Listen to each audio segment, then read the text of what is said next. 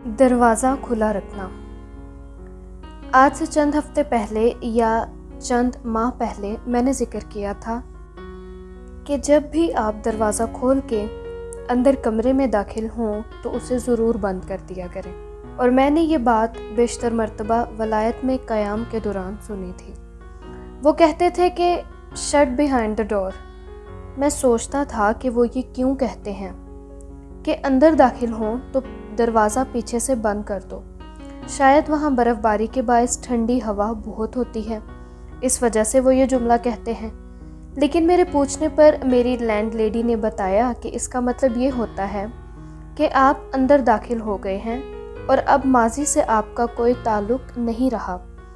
आप साहिब हाल हैं, इसलिए माजी को बंद कर दो और मुस्तकबिल का दरवाज़ा आगे जाने के लिए खोल दो। हमारे बाबे कहते हैं कि साहिब ईमान और साहिब हाल वो होता है जो माजी की याद में मुब्तला ना हो और मुस्तकबिल से खौफज़दा ना हो।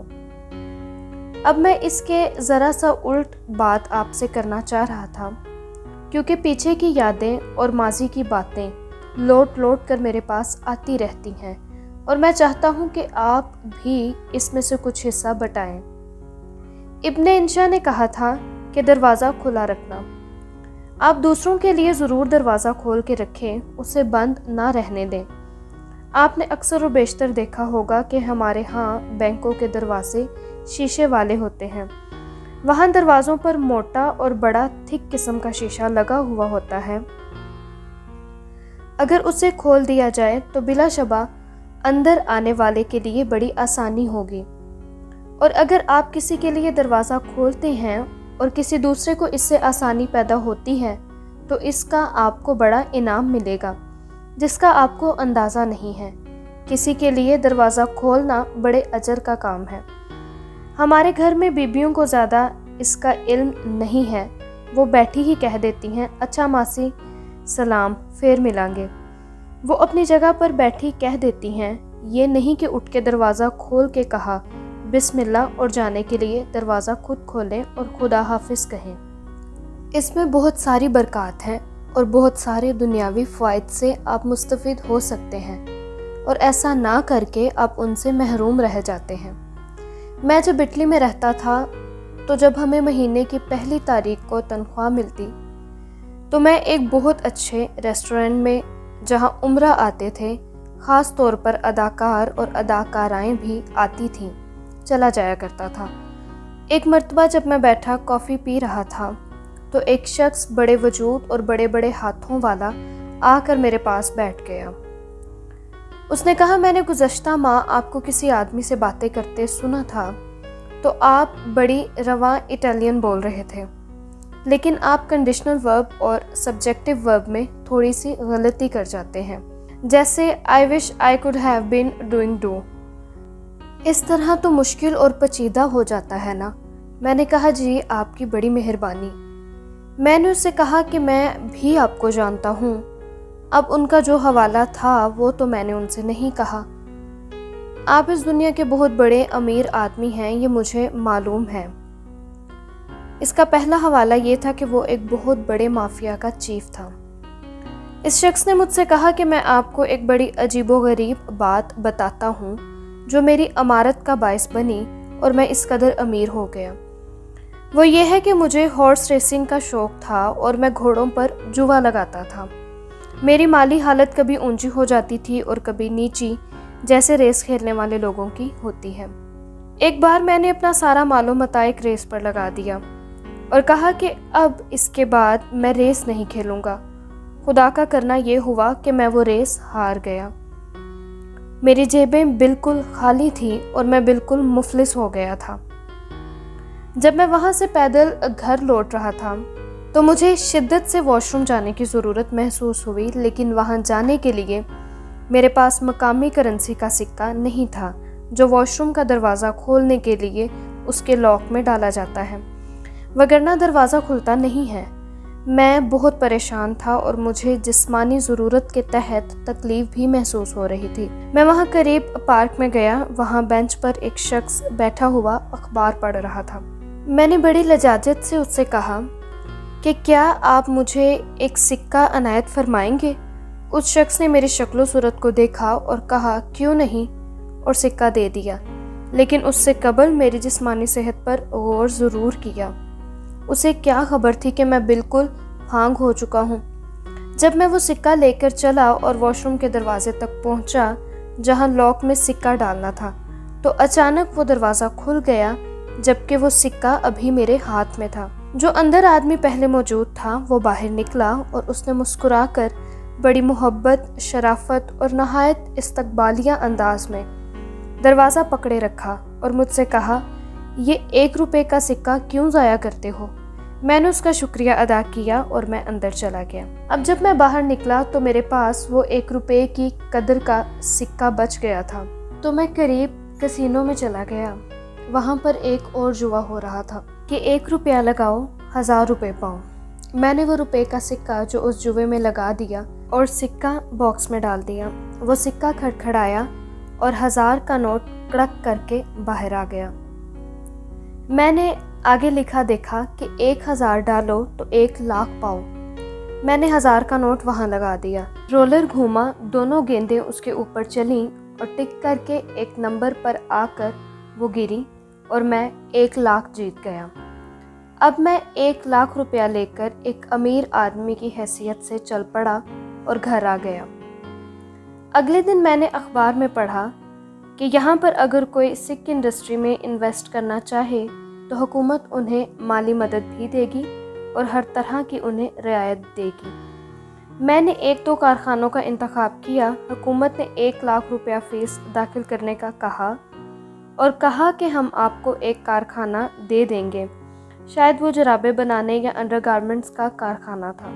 वो कारखाना चला तो उससे दूसरा, तीसरा और मैं लखपति से करोड़पति और अरबपति हो गया। आप अब गौर करें कि ये सब कुछ एक दरवाज़ा खुला रखने की वजह से मुमकिन हुआ। उसने कहा कि मेरी इतनी उम्र गुजर चुकी है और मैं तलाश करता फिरता हूँ उस आदमी को जिसने मुझ पर ये एहसान किया है। मैंने कहा कि उस आदमी को जिसने आपको 1 रुपया दिया था। उसने कहा नहीं, उस आदमी को जिसने दरवाज़ा खुला रखा था। मैंने कहा कि आप इसका शुक्रिया अदा करने के लिए उससे मिलना चाहते हैं। उसने जवाब दिया नहीं, ये देखने के लिए उससे मिलना चाहता हूँ कि वो शख्स किन कैफियत से गुजर रहा है और किस ऊंचे मुकाम पर है, और मुझे यकीन है कि दरवाज़ा खोलने वाले का मुकाम रूहानी, इखलाकी और इंसानी तौर पर ज़रूर बुलंद होगा और वो हर हाल में मुझसे बेहतर और बुलंद तर होगा, लेकिन वो आदमी मुझे मिल नहीं रहा। मैं उसकी ये बात सुनकर बड़ा हैरान हुआ और अब मुझे इंशा जी की दरवाज़ा खुला रखने की बात पढ़कर वो शख्स याद आया। ये एक अजीब बात है कि बुढ़ापे में गुज़श्ता 40, 65, 62 बरस की बातें अपनी पूरी जुज़वियात और तफसीलात के साथ याद आ जाती हैं और कल क्या हुआ था ये याद नहीं रहता। बुढ़ापे में बड़ी कमाल की चीज़ें होती हैं। एक तो ये कि आदमी चिड़चिड़ा हो जाता है। मैं समझता था कि मैं बड़ा प्लीजेंट आदमी हूँ, बड़ा शरीफ आदमी हूँ, मैं तो चिड़चिड़ा नहीं हूँ। परसों ही मुझे गैस का चूल्हा जलाने के लिए माचिस चाहिए थी। मैं इतना चीखा, ओ किधर गई माचिस। मेरा पोता और पोती कहने लगे कि अल्हम्दुलिल्लाह दादा बूढ़ा हो गया है। मैंने कहा क्यों? तो कहने लगे आप चिढ़ने लगे हैं और ऐसी तो आपकी लैंग्वेज कभी ना थी।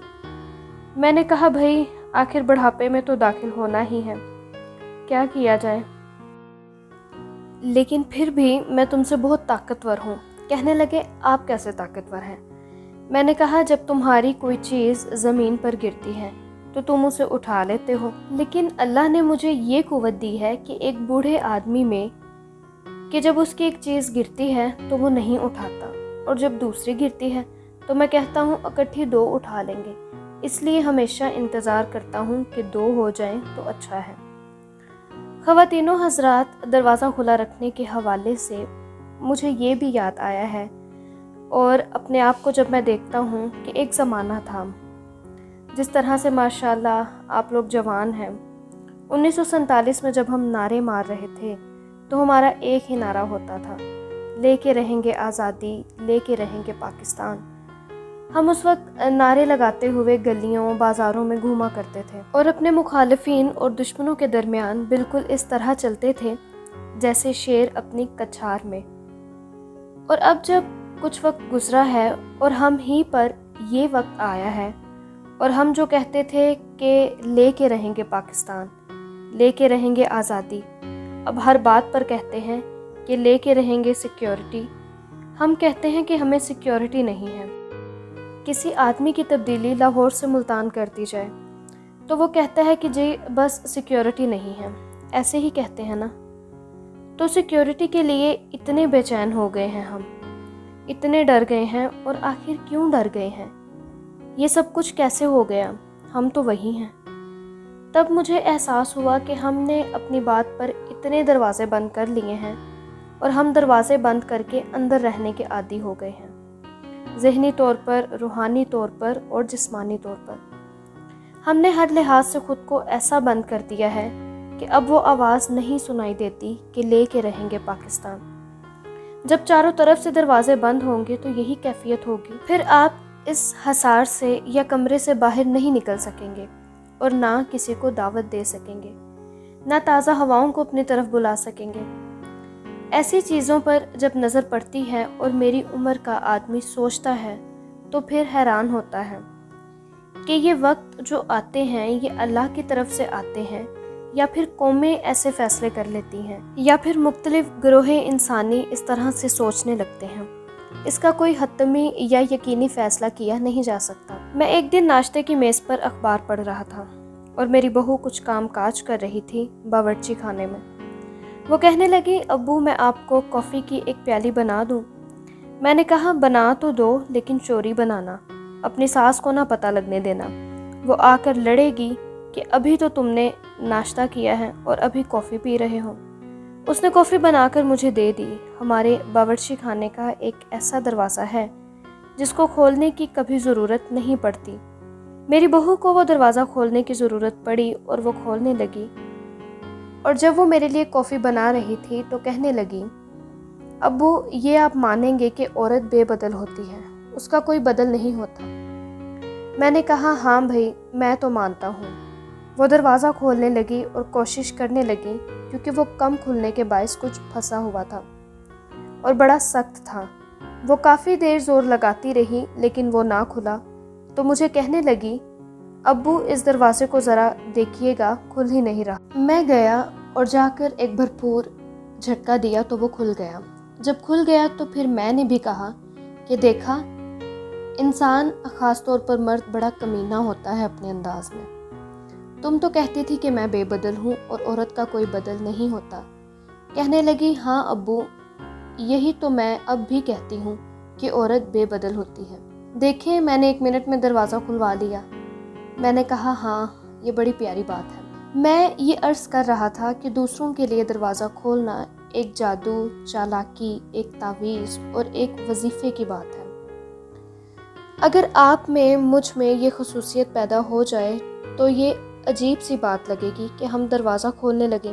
لوگوں کے لیے تو یہ ایک رہبری عطا کرنے کا کام ہوگا۔ آپ لوگوں کو رہبری عطا کریں گے اپنے اس عمل سے۔ جس نے دروازہ کھول کے اندر جانا ہے آخر اسے جانا تو ہے ہی، لیکن آپ اپنے اس عمل سے اس شخص کے رہنما بن جاتے ہیں، اور جب آدمی رہنمائی کرتا ہے تو اس کا انعام اسے ضرور ملتا ہے۔ ہمارے ہاں تو ایک رواج ذرا کم ہے، ہم تو دروازہ وغیرہ اس اہتمام سے نہیں کھولتے کہ ہمیں کیا ضرورت پڑی ہے کسی کا دروازہ کھولنے کی۔ جب وہ چلا جائے گا، دفع ہو جائے گا تو کھول کر اندر چلا جائے گا۔ اگر ہم میں دروازہ کھولنے کی عادت پیدا ہو جائے، اگر ہم اپنے دفتر، بینک یا درس گاہ میں دروازہ خود کھولیں، چاہے ایک استاد ہی اپنے شاگردوں کے لیے کلاس روم کا دروازہ کیوں نہ کھولے، یہ کام برکت اور آگے بڑھنے کا ایک بڑا اچھا تعویذ ثابت ہوگا۔ یہ بات واقعی توجہ طلب ہے، اس سے فائدہ اٹھایا جانا چاہیے، اور ان چھوٹی چھوٹی باتوں کا تعلق ذاتی فائدے سے بھی ضرور ہوتا ہے۔ اس میں چاہے روحانی فائدہ ہو یا جسمانی یا پھر اخلاقی ہوتا ضرور ہے، اور انسان سارے کا سارا محض چیزوں اور اشیاء سے ہی نہیں پہچانا جاتا۔ ہمارے ہاں ایک استاد تھے، میرے کولیگ، بڑے بزرگ قسم کے۔ وہ ہمیشہ یہ کہا کرتے تھے کہ رچ آدمی وہ ہوتا ہے جس کی ساری رچنس، اس کی عمارت، اس کی دولت سب کے سب ضائع ہو جائے اور وہ اگلے دن کیسا ہو۔ ہمارے ایک استاد تھے، میرے کولیگ، بڑے بزرگ قسم کے۔ وہ ہمیشہ یہ کہا کرتے تھے کہ رچ آدمی وہ ہوتا ہے جس کی ساری رچنس، اس کی عمارت، اس کی دولت سب کی سب ضائع ہو جائے اور وہ اگلے دن کیسا ہوگا۔ اگر وہ اگلے دن گر گیا تو اس کا سہارا اور عمارت جو تھی وہ جھوٹی تھی۔ میں آپ سے یہ وعدہ کرتا ہوں کہ میں بھی اس پروگرام کے بعد دروازہ کھولنے والوں میں ہوں گا، چاہے میں ڈگمگاتا ہوا ہی اسے کھولوں۔ اللہ آپ کو آسانیاں عطا فرمائے اور آسانیاں تقسیم کرنے کا شرف عطا فرمائے۔ اللہ حافظ۔